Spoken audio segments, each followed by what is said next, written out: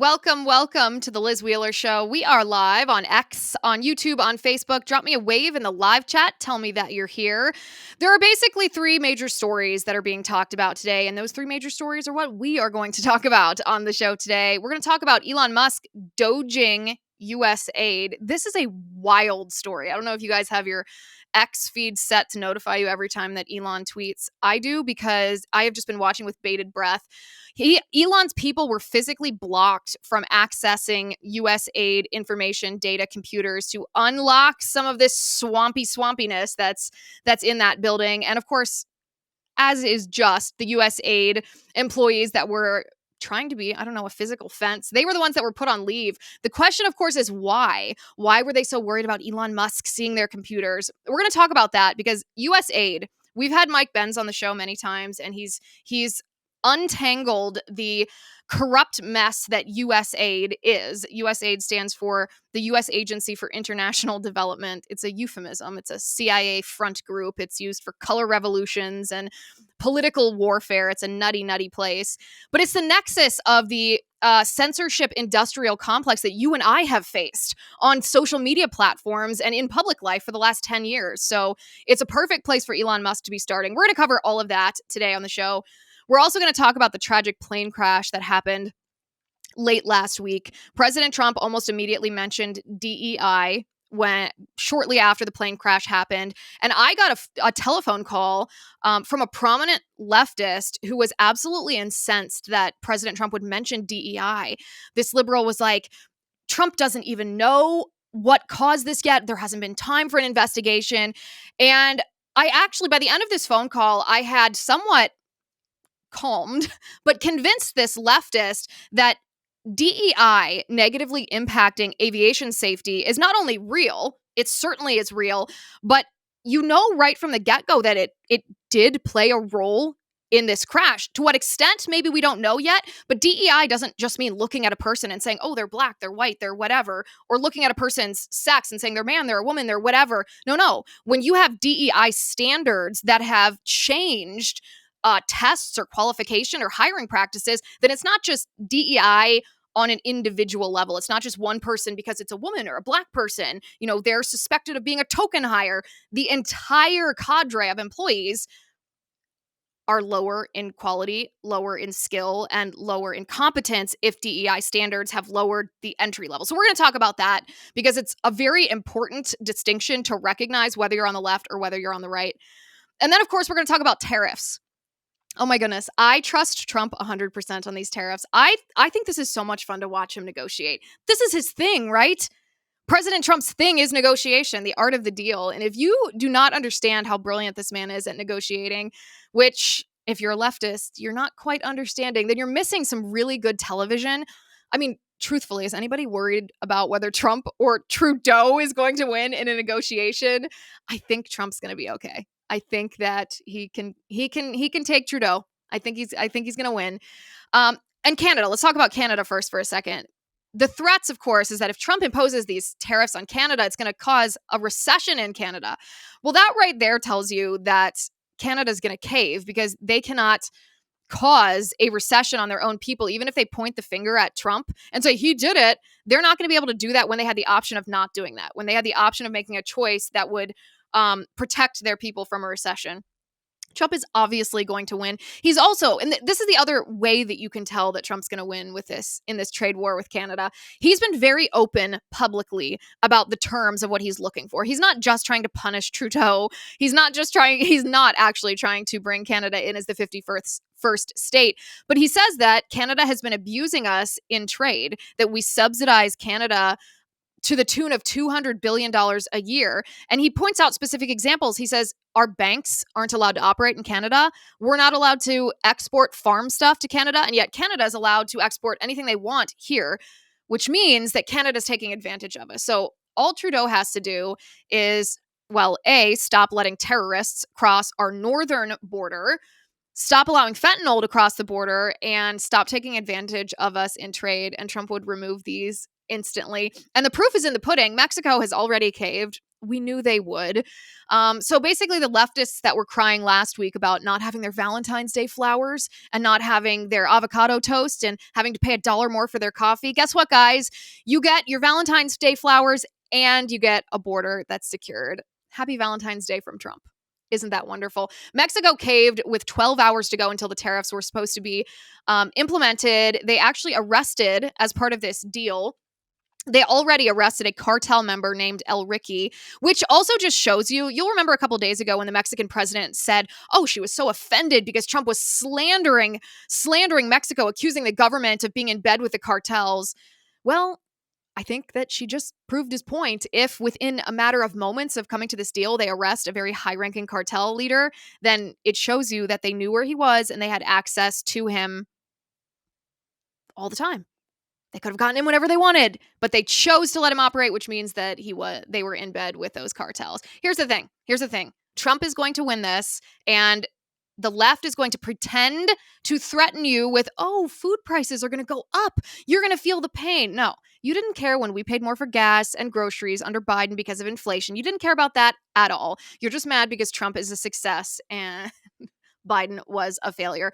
Anyway, this week, we're going to talk about all of these three things today: USAID, the plane crash, DEI, tariffs. We also have an incredible lineup of guests this week. We're going to do a deeper dive each day into these three topics: Doge, the plane crash, and DEI, the FAA, and tariffs. And we have some, and I hate myself for using this word now, but we have some experts coming to talk to us about each of these three things. So make sure that you are subscribed to the show and stay tuned each day for that, because it's pretty interesting stuff coming your way. Okay, so let's start with USAID. I was talking to a family member of mine this morning, and she was like, oh, what are you going to talk about on the show today? And I said, oh, we're going to talk about Elon doging USAID. And she's quite politically aware and knows what's going on. She goes, oh, what's USAID? And I thought, that is the point. That is exactly why we're talking about USAID, because USAID is a sneaky, swampy little invention that was intended to be nebulous. It was intended for you and I to not even know about it or to misunderstand it. It was intended to sound like a euphemism, the U.S. Agency for International Development. So what is it? Or better yet, what are we told that it is versus what is it really? Well, what we're told that it is a U.S. agency for diplomacy. We're told that it is an agency of the United States federal government that aids democracy. It's supposed to look abroad and help countries that are either struggling with democracy or if they need their democracy bolstered, USAID comes to their aid. You know, aid is in the title for a reason, as we mentioned on the show last week. The left has understood for a long time that words matter. The left has understood for a long time that rhetoric matters. The left has understood that your opinion on politics changes based on how the politics are described, what words are used to name political policies. And so calling this agency USAID places in our minds, whether we want it or not, the idea that it is a helpful organization, that it is a charitable organization, that it is full of benevolent bureaucrats who just want to increase human prosperity. That is what USAID wants us to think. But what is USAID really? USAID really is a semi-autonomous agency of the federal government, of the administrative state. They don't exactly answer to the intel community. They don't exactly answer to the Secretary of State. They ostensibly do, but they really don't. What it really is, what USAID really is it is an agency of soft power. Meaning around the 1950s, the late 1940s, early 1950s, the world transitioned away from imperialism by military force, and we started using soft power for more economic types of imperialism. If you haven't listened to Mike Benz's lecture on this at Hillsdale College, I highly recommend it. He has it pinned, I believe, on his X account. Highly recommend going and watching that. But the U.S. Agency for International Development is essentially a front for the CIA. The CIA in the 1950s, during the Eisenhower administration, wanted to do a lot of regime changes and overthrows of foreign leaders. They wanted to stage color revolutions, and they didn't think that they could get away with having a sub-agency of the CIA or or I should say, a budgetary line for in the CIA budget that said there's so much we need to stage a color revolution for regime change. They didn't think they could get away with that, so they created a new agency, USAID, where they would pretend to go on humanitarian development, democracy development missions, but really this USAID agency should be called the U.S. Agency for Political Warfare, because that is exactly what it was. It was staging political warfare abroad. Now, let me pause here for a second and say you can make the argument that that's okay abroad. You can make a logical, reasonable, moral argument that it's okay for the U.S. to meddle in other people's politics and elections, even though it is not okay for others to meddle in ours. You can make that argument, and you might even convince me to a certain extent of that argument. However, the problem with this type of Office of Political Warfare, which is what we're going to call it now, the problem with this is twofold.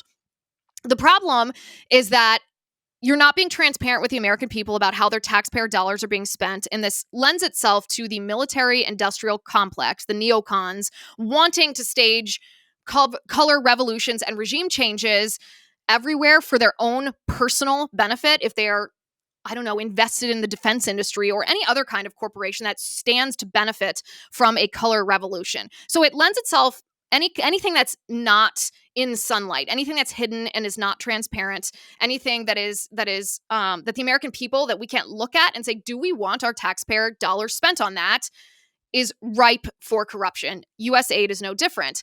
And then the second problem, the reason that USAID has become more prominent or entered into our consciousness in the past couple of years, is because this ability, this political warfare, which is the skill set of USAID, whether that's propaganda, whether that's manipulating people's minds, whether it's actually staging color revolutions, that's not just been used abroad. That has been turned against Americans. How? It's been turned against Americans in the form of censorship. USAID is the nexus of the censorship industrial complex that you and I have suffered from over the past 5, 6, 7, 8, 9, 10 years. So this is the what it is of USAID. And again, a lot of people aren't familiar with what it is or what it does or who's in charge of it or the accountability or why it has such an insane amount of money that flows through it. That's the background on it. So enter Elon Musk. Elon Musk has been appointed by President Trump to head the Department of Government Efficiency, also known as Doge. Well, Elon Musk, over the weekend, started going after USAID. He sent people in. He and his team decided that they were going to go after USAID. They were going to run their computer programs, their code, their AI, however they do this thing. I don't know how they do it. However they do this thing to detect and identify where the abuses of power and the abuses of money have happened, and that's how they're going to get rid of them. They're gonna put that abuse out in the public, and then you and I, he's basically handing the football to us. You and I are going to look at our elected representatives, whether that's Trump, whether that's the U.S. Congress, and we're going to say, get rid of this.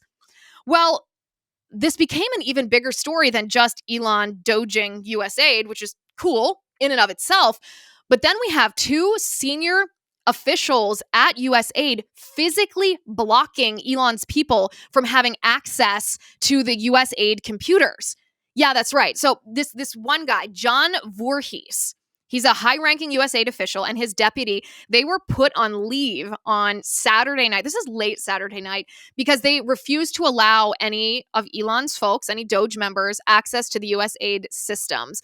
And this escalated to the point that Elon's people, these Doge workers, said that they were going to call the police because they were being refused entry, and that USAID wasn't allowed to refuse them entry because Donald Trump had given Elon authority to Doge USAID. Drama. Don't you wish that Elon Musk could just have a little dash cam along with him and we could watch this? This would be the best reality TV on earth. Now, these Doge employees of Elon Musk were trying to get access to security and personnel files, well, because that's important. The reason I'm mentioning that is because the left right now is trying to portray this as Elon Musk, not even an official government employee, trying to get access to classified information. The audacity. No. The personnel in USAID don't want their names to be known because they've done shady things with our taxpayer money, not only funding and staging color revolutions all over the world, but censoring us and admitting how they censor us. So Elon's team, long story short, got access to USAID, and what they found will shock your very socks off. Before we get to that, though, who exactly are these people that are working for Elon Musk? Well, Wired published an article about Elon's crew, and this is very important to the point that we are going to make. This is what Wired wrote. They said, Wired has identified 6 young men, all apparently between the ages of 19 and 24, according to public databases, their online presences, and other records, who have little to no government experience and are now playing critical roles in Musk's so-called Department of Government Efficiency, Doge project, tasked by executive order with, quote, modernizing federal technology and software to maximize governmental efficiency and productivity. The engineers, according to Wired, all hold nebulous job titles within Doge, and at least one appears to be working as a volunteer. Okay, they're trying to demean these engineers. They're trying to act like a bunch of autistic tech bros, I think is what someone, isn't that what the tweet says? Yeah, this tweet from a guy named Jack Ford says, Elon has added 6 Adderall-fueled autistic tech bro Zoomers sleeping overnight at the Doge offices and working 24/7 on maximizing government efficiency. This is extremely bullish. Yes, it is. That's exactly right. Elon responded to this and said, we'll bring this up on the screen. He said, oh, that's the wrong tweet. He tweets so much I've lost track. He goes, confession. Where is the confession?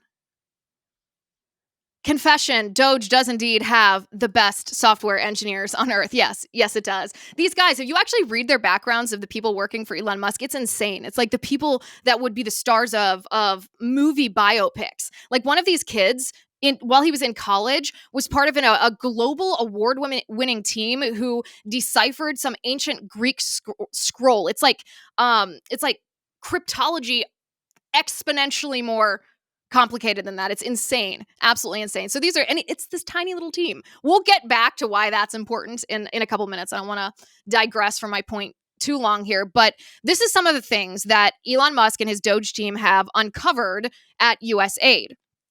$20 million through USAID was spent to dig up dirt on Giuliani. Rudy Giuliani, America's mayor. $20 million was paid to journalists. This was a hit piece. So they bought a hit piece on Rudy Giuliani. And why did they do that?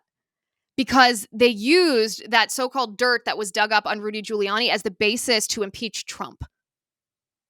Oh, the basis to impeach Trump in 2019. This was, of course, made public by Mike Benz, who I think has done more work on exposing USAID than anyone else that I know in the private sector.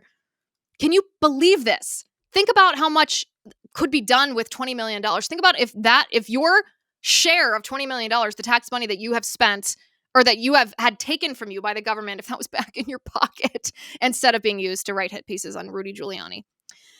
USAID, money from USAID, or money USAID spent, money of yours, was also used to set up a fake AIDS prevention workshop. Fake. How evil do you have to be to set up a fake AIDS prevention workshop? Why did they do this? Well, they did this to try to recruit young people in third world nations to topple their governments. They were trying to gin up rebellions. So these undercover USAID workers pretended to talk to young people about AIDS prevention, but actually they were recruiting people in hopes of ginning these young people into a rebellion. What? And then, of course, USAID has funded the heroin industry in Afghanistan. What? This is a Breitbart headline. U.S. taxpayer funds helping irrigate, fertilize Afghan opium funding Taliban. Because that's, how the Taliban gets a lot of their money, right? They grow opium, they turn it into heroin, and then they sell it abroad. But USAID is also helping. And then, of course, USAID funded the Wuhan lab. This is actually probably the most enraging of all. $40 million from Fauci at NIAID and from USAID. $40 million was subcontracted to EcoHealth Alliance. EcoHealth Alliance gave money to Wuhan, the Wuhan Institute of Virology, for their bat coronavirus research, which became COVID-19. Can you believe that? I mean, the amount of money is hard to actually conceptualize. And then USAID also funded Burisma, They supported Burisma. Oh, that Burisma. Yeah, the Hunter Biden Burisma. Look at this. Look at this. They helped with Burisma.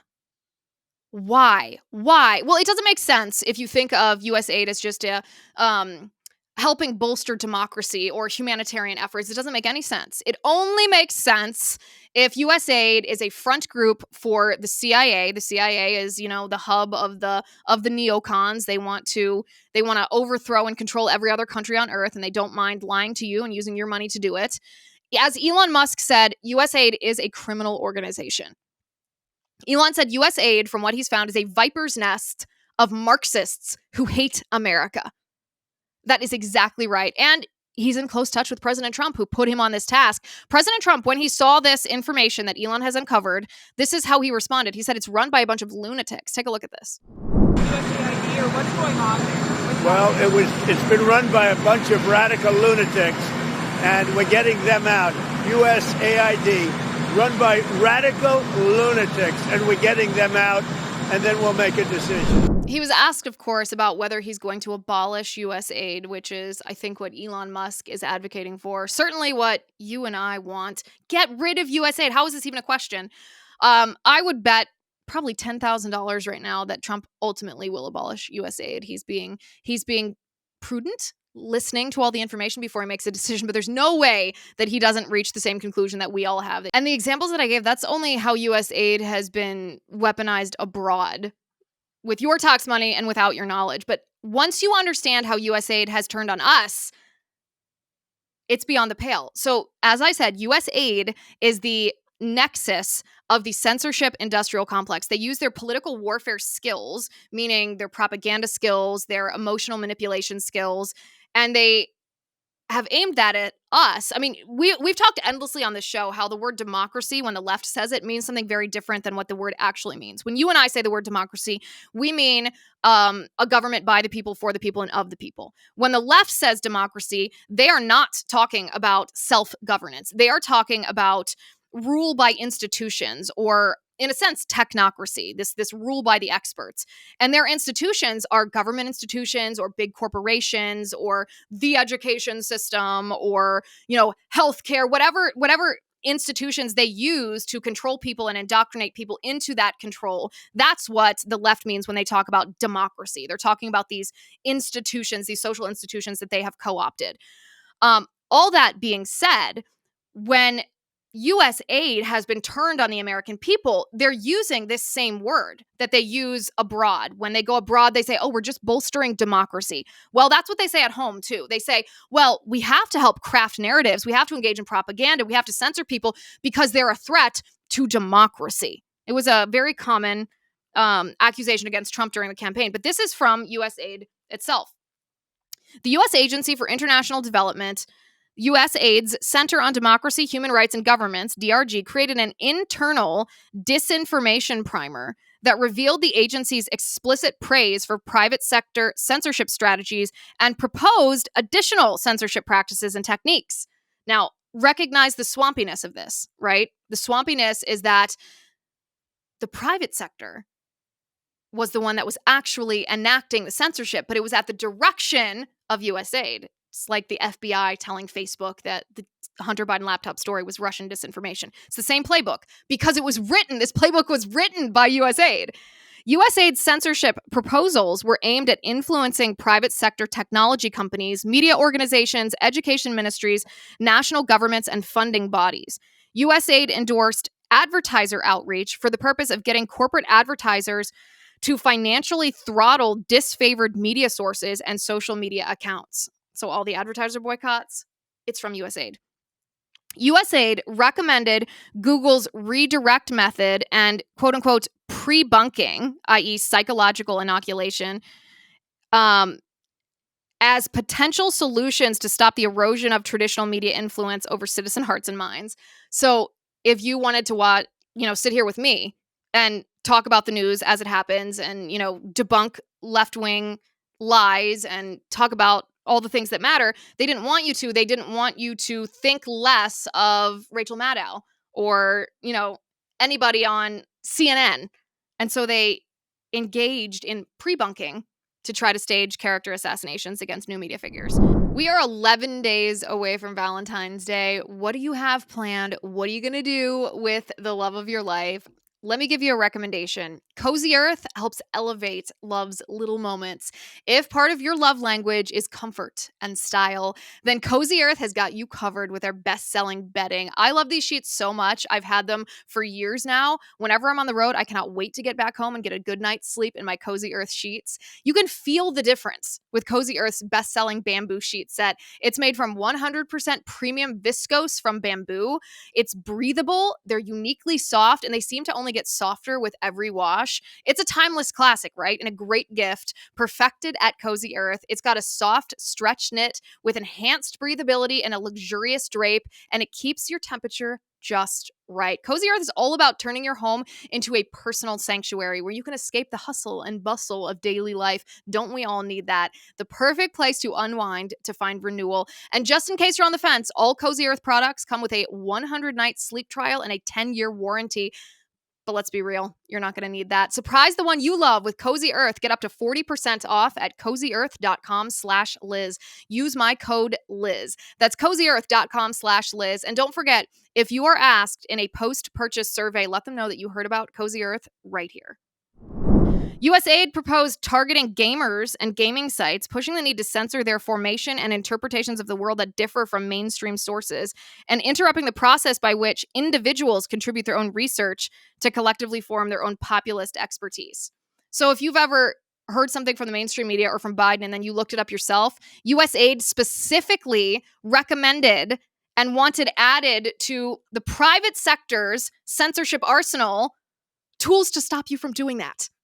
That's how this agency has been turned against us, the American people. And then the employees at USAID have the audacity to claim that they're worried that Elon Musk's cadre of young engineers was trying to access classified information. Give me a break. These people complaining are not concerned about the security of us, about your security and my security. They are concerned with themselves being exposed.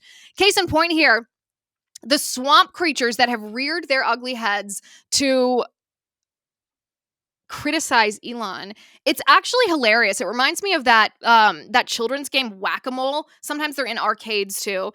They're just poking their heads up, telling us, hey, I'm a swamp creature, I'm here. Anybody criticizing Elon Musk right now, is somehow swampily tied to USAID. The best example of this is Bill Kristol. Yes, that's Bill Kristol. Bill Kristol, the never-Trumper. He tweeted and said the deep state is far preferable to the Trump state. Oh, that's quite a statement. And then he got a response from an anonymous X account called Data Republican. Data Republican said, hello, Mr. Kristol. For you, the deep state is preferable because you are listed as the president of Defending Democracy. And she gave a business identification number, which is an indirect beneficiary of USAID through Rockefeller Philanthropy Advisors. You are exposed. So it just does not get better than this. It does not. The reason that he's mad is because his criticism of Trump, his virulent neoconism, it's funded by USAID, the swampiest swamp creature on the face of this earth. Likewise, Ben Rhodes. You remember Ben Rhodes from the Obama administration, like the Iran deal Ben Rhodes, that guy, the one who admitted to lying to the American people. This is what he says. He says, what's happening to USAID will cost untold lives around the world, devastate America's standing, and massively empower China and other countries. There is no excusing it. It's a shameful, stupid self-own without excuse and a harbinger of even worse to come. Oh, your name is going to come up so many times, my friend. Your name is going to be attached to some nasty business. Ben Rhodes is scared. He's so scared. You know who runs USAID? Samantha Powers. That same Samantha Powers. You remember her. Samantha Powers, and there's her picture on the screen in case you need a refresher. Obama's UN ambassador, but the woman who unmasked the names of Trump-associated people whose names and phone numbers were collected during FISA warrants Yet American citizens whose names are collected during FISA warrant sweeps are supposed to remain masked. Even intel officials aren't supposed to be able to see your name because they're not supposed to spy on you with their phone taps. But Samantha Powers unmasked the name of really prominent Trump-related people right at the onset of the first Trump administration. That's the woman that's been running USAID. Well, no more. Donald Trump has appointed Secretary of State Marco Rubio as the acting director of USAID. This is what Rubio had to say about it. Take a listen. The issue, as I said, is, yeah, there are things that USAID, that we do through USAID that we should continue to do, and we will continue to do. But everything they do has to be in alignment with the national interest and the foreign policy of the United States. And the attitude that USAID has adopted over the years is, no, we are independent of the national interest. We fund programs irrespective of whether it's aligned or not aligned with the foreign policy. That's ridiculous. These are taxpayer dollars. Every penny that we spend in foreign aid needs to be in furtherance and aligned with the national interest and the foreign policy of the United States. So this is not about ending the programs that USAID does per se. There are things that it does that are good, and there are things that it does that we have strong questions about. It's about the way it operates as an entity. And they're supposed to take direction from the State Department, policy direction. They do not. Not only do they not take policy direction, they're completely uncooperative. When you ask questions, when you try to go in and find out, okay, what does this program do? Who's getting the money? Why was this funded? Why are we doing this? Why aren't you coordinating with the embassy or the State Department? Their attitude is, we don't have to answer to you because we are independent. We answer to no one. Well, that's not true. And that was Secretary of State. That's actually, first of all, an excellent point. Because USAID, and this is true of many swamp bureaucrats, many administrative state bureaucrats, but particularly bad at USAID, they think that they are above the law. They think that they are better than you. They think they have no accountability to the President of the United States. They think that they are just completely unaccountable to anything, to anyone, and that they can use the power of the U.S. federal government funded by you to do whatever their little leftist heart desires politically. I'm glad Marco Rubio recognized that. We're going to do a deeper dive on Marco Rubio in the coming days. I don't know if it'll be this week because we have so much going on, but soon, because there was some skepticism, and I was included in this group of skeptics when Trump appointed Marco Rubio as Secretary of State. I thought it was an unusual pick because Marco Rubio has been not a neocon, but he's been a little bit more establishment than many of Trump's other cabinet level picks. At the same time, Marco Rubio served with JD Vance in the Senate. JD Vance is obviously the most based senator. He's not only is he on board with the America First agenda, he articulates it better than anyone else that I know. And JD Vance would never have seen Trump choose Rubio if Rubio was ill-suited for the position and not said something about it. If Rubio was a swamp creature, he probably would have, given Trump the little elbow nudge and be like, here's what I know about the guy. You might want to rethink this. He didn't do that, which means that we may have been underestimating Marco Rubio. So we're going to do a deeper dive into the real Marco Rubio. Like I said, it might not be this week, it might be next week, but in the days and weeks to come. So stay tuned for that. Okay, last thing about Doge and USAID before we move on to the plane crash and DEI. Around the world, there are some questions about what actually happens with the money from USAID. So there's basically two problems with money. First of all, the money is being spent in a way that's unaccountable to the American people on projects that are of political bias, even if it contradicts the agenda of the current administration, the Trump administration. But also, the recipients of this money always claim that they get less money than USAID claims was given. The example of this is Zelensky. We can play this video. He's talking in, a foreign language, so unless you happen to speak Ukrainian, you're not going to be able to understand him. But I'll tell you what he's saying. Zelensky is saying that his country received only a fraction of what the U.S. says that we gave him. Zelensky claims Ukraine only received $75 billion, even though the U.S. government has sent him over $177 billion. So where the heck? That's not like a $5 discrepancy.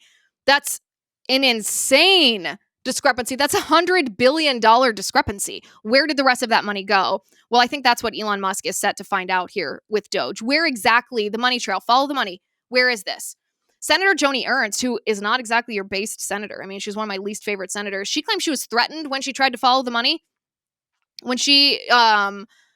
When she asked about USAID. She said, Senator Joni Ernst said that USAID had threatened her and her staff after she started looking into them. She was told that she wasn't allowed to access their databases and that 30 to 40% of USAID's money goes towards, quote, overhead of rent and salaries and entertainment expenses. She later found out that even that number was understated and it was actually upwards of 50 to 60%. So wait a second. You're telling me that we sent $177 billion to Zelensky, but 50 to 60% of that potentially was just kept by USAID for overhead expenses? Oh, do we need to know about that? Elon Musk, while he's doing this task, he says, listen, Trump can do a lot with discretionary spending. Elon can identify it. Trump can get rid of it. But Elon says ultimately Congress is going to be needed and the judiciary, plus lawyers who are going to make this argument in front of the judiciary that these things are illegal to even do, even if a politician approves it. But there's a user on X who basically posited this theory about how Elon started going after USAID. And this is what the user said. He got a response from Elon too. He said, I bet Elon got to DC, asked where all the money was going, and nobody could answer. So he asks, well, how are payments made? And it turns out one department does them all. Obviously, he's like, great, there, I want to go there. Well, Elon responds to this and goes, yeah, exactly. The only way to stop fraud and waste of taxpayer money is to follow the payment flows and pause suspicious transactions for review. Obviously. Naturally, this causes those who have been aiding, abetting, and receiving fraudulent payments very upset. Too bad, Elon says. One of my favorite things about Elon is how he interacts with regular people on X. It's great. All right, we are going to be following that story. I'm sure we're going to have Mike Benz on the show very soon. He's been one of the most prominent people to expose USAID and their role in what he calls the blob, this swampy intel agency, neocon, uniparty, permanent ruling class that exists in Washington, D.C. that we all hate. We're going to have him on soon. But let's talk about the aviation disaster that happened outside of Washington, D.C. last week, where a military helicopter ran into an American Airlines, I think it was an American Eagle flight from Wichita that was landing at Washington Reagan Airport. This military helicopter was running training drills up and down the Potomac River and just crashed into this jet. That's about as much as we know right now. There's a couple of other practical details that we'll talk about. We'll talk about tomorrow. We're going to do a deeper dive into the danger right now that exists in the aviation industry. But today, what I want to talk about specifically is President Trump's comments about DEI being part of the cause of this disaster. Because how could this have happened, right? It's been since 2009 in our country since we've had an entire aircraft go down, a commercial airliner go down, and all the people on that aircraft killed. 2009. To put this into context, since 2009, since that aircraft disaster in New York, there have been 150 million flights in the US alone domestically, and we haven't had a plane crash. So our system is foolproof. Statistically, your chances of getting on an airplane, a commercial airliner, and that commercial airliner getting in a crash, going down and you dying, statistically, your chances of that are zero, which means that our processes and our systems were designed in such a way as to compensate for human error. And what I mean by this is zoom out for a second and think about getting in your car and driving on the road. If you get in your car, you understand that there is a risk of fatality in your car. In fact, the risk is kind of high. We're numb to it. We're desensitized to it. But 44,000 people die in road accidents in the United States every year. That's 120 people every day across our country who are killed on the road. And this is going to sound really callous, but this is just an observation of the reality of the thing. We accept that. There are things that we've done to mitigate it, to try to reduce that number, seat belts and don't drink and drive, don't text while you drive, car seats, etc. But we accept that there are going to be fatalities. We don't stop driving. We don't say, no, we're not going to use highways because that speed is too fast and it causes fatalities. We just accept the reality. But air travel has always been different. We do not accept fatalities in air travel. We simply do not. And we have devised a system that has compensated entirely for human error. Because on the road, when you're driving a car, sometimes it's gross negligence, sometimes it's malice, sometimes it's, you're drunk or you're texting. But oftentimes accidents are caused simply by human nature. You're tired, you make a bad judgment call, whatever it might be, humans make mistakes. And the result of those mistakes on the road can be fatal. But in the air, humans are still humans, and humans make mistakes. So we have a system that was designed to compensate entirely for human error, because pilots are still people. They still make mistakes. They might be excellent at their jobs. I hope they are every time I get on a plane, but they're still going to be human sometimes. So this is where the DEI conversation becomes relevant. And I want to show you this video first of President Trump talking about how DEI has impacted aviation safety. And then I want to tell you about a phone call that I got from a prominent liberal right after this plane crash happened. So first, take a listen to President Trump. And I do want to point out that various articles that appeared prior to my entering office, and here's one.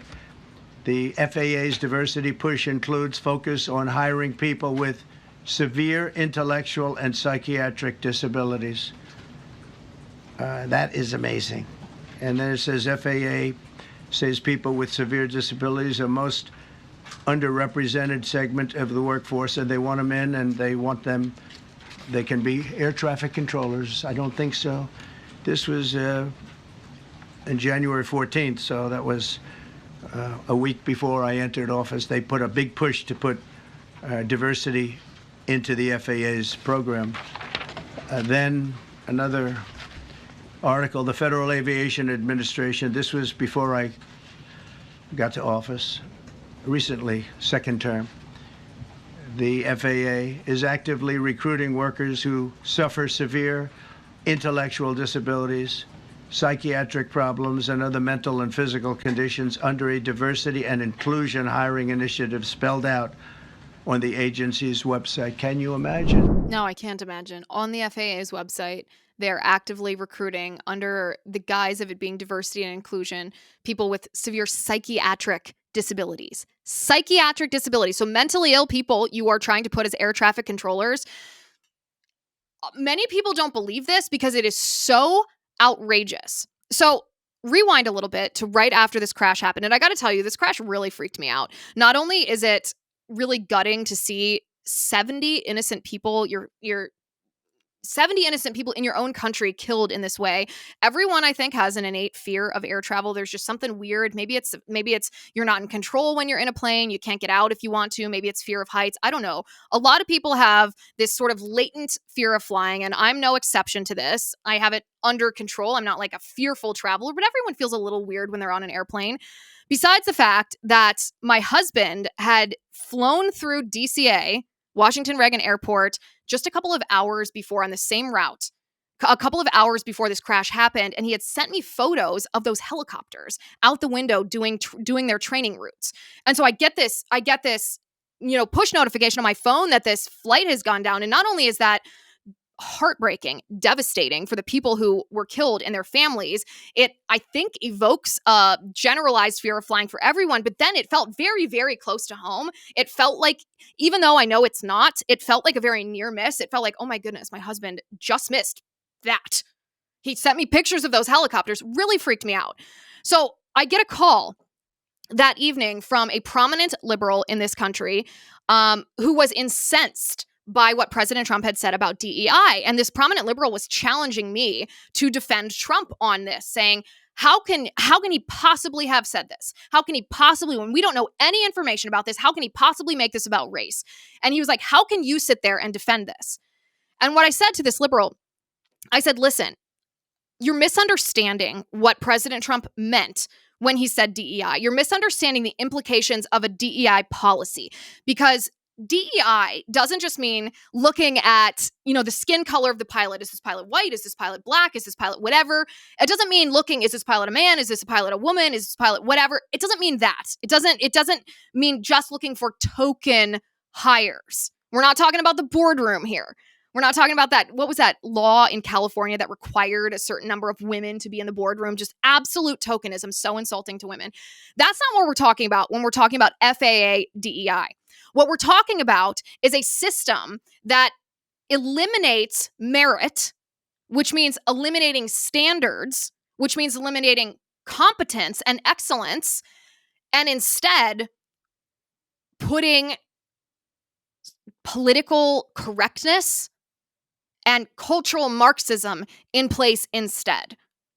What this means is that I'll give you a concrete example of this because I don't want to talk in a nebulous way. I want this to be perfectly clear. What this means is that in 2010, I believe it was, in 2010, the FAA did not hire up to 1,000 competent air traffic controllers to be put through their training program because what the FAA, as an agency of the federal government, has agreements with various colleges and universities around the country where they subsidize programs to train air traffic controllers.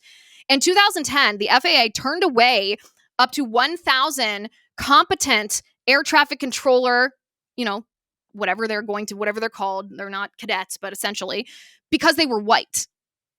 The FAA sought not excellence, not competence, not employees based on merit. They sought diversity, but only in the sense of skin color. And then in 2013, the FAA changed these tests that they use to onboard future air traffic controllers. They changed the standards because they wanted different people to pass the test. They wanted to lower the standards because they wanted their air traffic controllers just to look different. They weren't focused on behavior or standards or safety or competence or excellence. They just wanted people to look different. And so they changed the standards to encourage people who looked different to be part of this program. And so when we're talking about DEI as it relates to this particular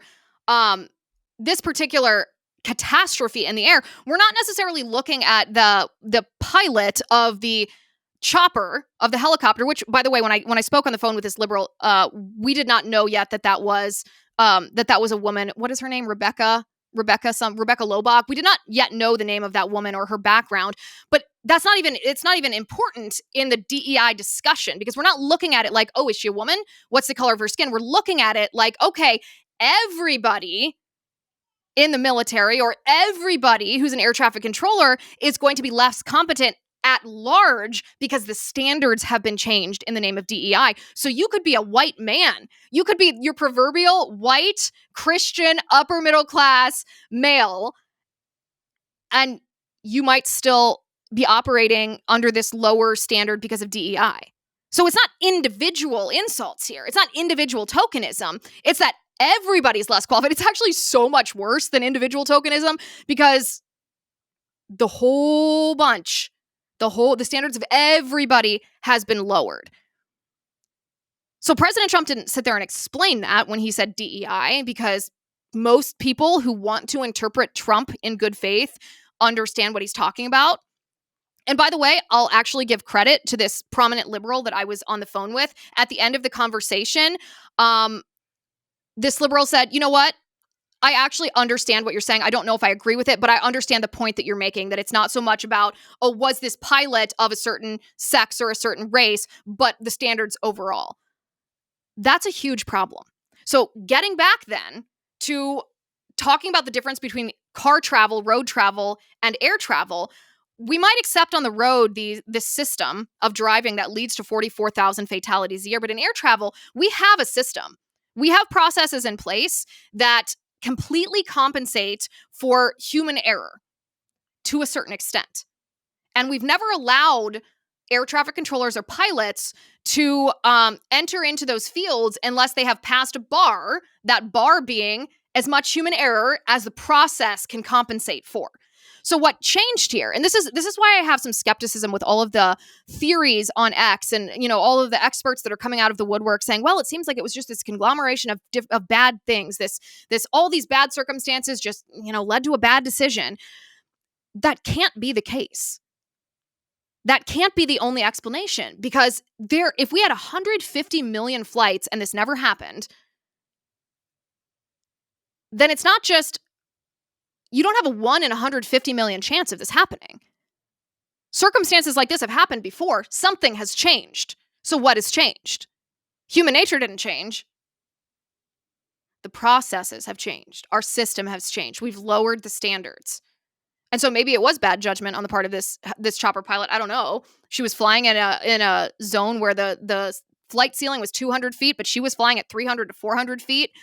That's a very significant deviation from, the 200-foot ceiling. I don't know if she was competent or not. I'm not going to sit here and comment on that. I mean, she ran her helicopter into a commercial airliner and killed 70 people, so that doesn't speak competence. I don't know. I'm not going to pretend to sit here and be like, she was a token hire because she was a female pilot, a lesbian, a Biden aide. She might have been. I don't know. We should look into it so that we understand. But even if she herself wasn't, the conglomeration of the standards being lowered in aviation at every level, from air traffic controllers to pilots to everything that keeps us safe, has been changed, and the Democrats did it deliberately. And by the way, this doesn't even touch on the staffing issue, which we'll cover tomorrow, but suffice to say today, the understaffing issues at air traffic control centers is in large part due to Biden's vaccine mandate. Air traffic controllers left their jobs because they didn't want to take Biden's COVID-19 vaccine. If Biden had not done that, we would not be suffering this understaffing that we are suffering from right now. Okay.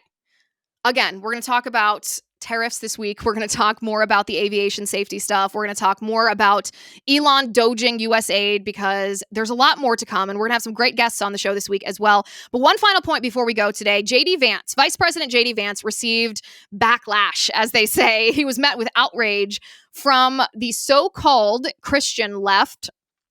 I think that's a bit of an oxymoron, but it's not the point. From the so-called Christian left this weekend, because JD Vance dared to say that you are called to love your family first.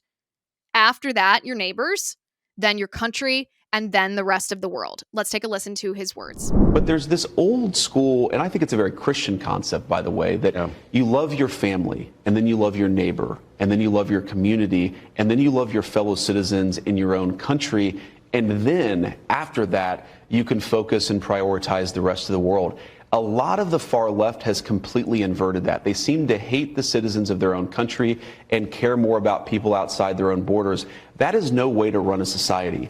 And I think the profound difference that Donald Trump brings to the leadership of this country is the simple concept, America first. It doesn't mean you hate anybody else. It means that you have leadership. And President Trump has been very clear about this, that puts the interests of American citizens first.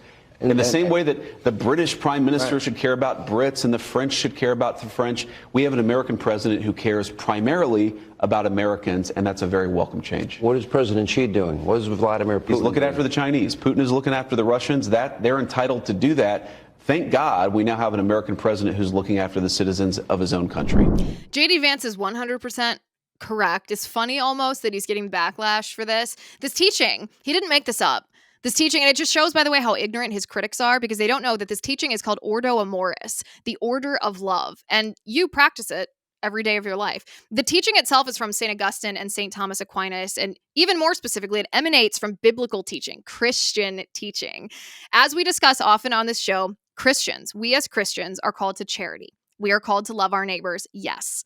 And we are called to love the Lord our God with all our hearts, with all our soul, and with all of our mind.